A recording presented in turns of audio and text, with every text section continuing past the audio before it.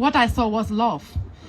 I traveled to Nigeria as a white privileged woman, of course, but what I experienced was unity. It didn't matter if I was in Lagos, if I was in Abuja, in Port Harcourt, in the village, wherever I went to, what I saw was smiling people. What I saw was people that were willing to share their last loaf of bread with me. I saw people that, when I met my husband's family, his dad is a retired captain from the Nigerian army. As a white woman, I was very afraid that I'm not going to meet his expectations, because of course he will have expectations towards me. The first time I met him, I walked up the stairs of the house, and I will never forget, he told me, "Welcome home, my daughter." And anything happening in Nigeria today concerns me in the fact that I scare and I fear for my family's life. I fear for my children's future, because eventually they are going to return home. Because they are not seen as Germans. They are not being claimed by white supremacy. They are not being claimed by a predominantly white society. My children are, even though they have a white mother, their first language is German, are being outcasted in the country they were born in. My children identify as Nigerians first. So one day my children shall return home and continue a fight all of us started. I want to be part of that fight because it concerns me, because people in Nigeria gave me a home. I became home in a foreign place, and I don't know if any one of you can relate to what that means.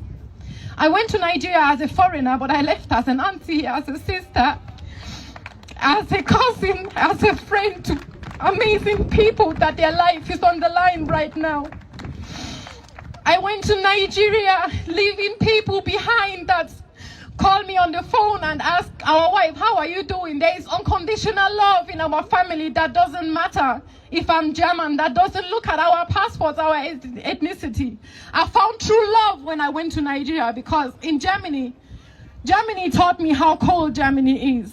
You can stay 30 years in the same house, you don't know your fucking neighbors. You don't know who is living behind you. You don't know what they're doing behind closed.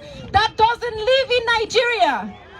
In Nigeria, I go to the village market, two villages, and they say, "Oh, our wife, how are you doing?" They know I'm belonging to this family. I left Nigeria, but I left my heart in Nigeria.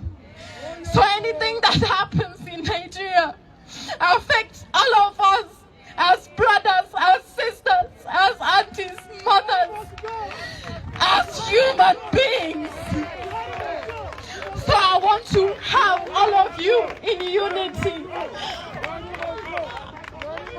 I want us to remember that above the pain, above the corruption, and above the killings, Nigerians are among the most amazing people I've ever met in my entire life. And I want us to remember that at the end of the day, Nigeria remains the giant of Africa, not because of the leaders, but because every Nigerian does their own part for that. I want us to remember that among all of us rules love and unity. And this is what we are supposed to let love lead. I love you all, and I'm so grateful for everybody that came here. As we started this 1.5 weeks ago, we never expected even 20 people to turn up. And now we are here with a bunch of people sharing the same feelings and the same fears. And I'm grateful that everybody that came here, and I just want us to listen to Burna Boy's song. He wrote a song, "Monsters We Made." And I think it fits the situation, it fits the atmosphere, and it fits whatever Nigerians are going through and have been going through for the last 500 years. Because this is not a matter of 60 years of independence. This is the last 500 years of white supremacy ruling in Africa. Thank you everybody that came here and did your own part. Thank you all for showing up, for feeling with us, for uniting us. And thank you for giving every non-Nigerian unity and love like I was received in Nigeria. I pray one day black people will be received like this in the Western world.